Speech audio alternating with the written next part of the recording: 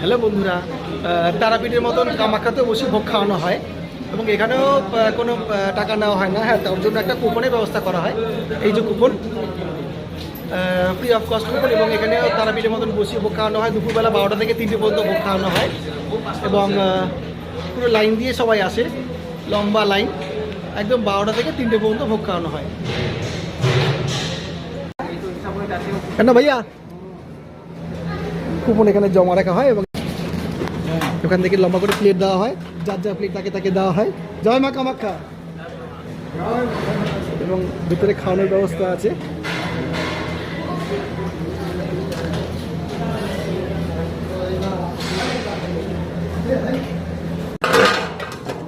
আহা,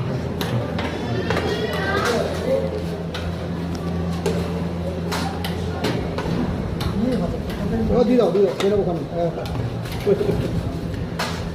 জয় তারা, জয় তারা। কামাখ্যা তো সবাই তারা তারা করছে। অনেকটা আমাদের মায়াপুরের মতন, মায়াপুরে যেরকম বসিয়ে খাওয়া হয়, তো এখানে বসার ব্যবস্থাকে দাঁড়িয়ে দাঁড়িয়ে আরও কমফোর্টেবল লাগছে আরও বেশি। ভোগে তো অনেক কিছুই থাকে, খিচুড়ি আছে, ডাল আছে, তরকারি আছে, 2 রকম, পায়েস আছে।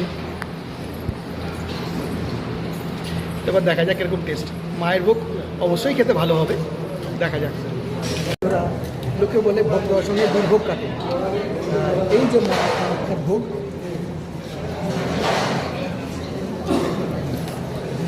এবং দেখা যাক কেমন খেতে।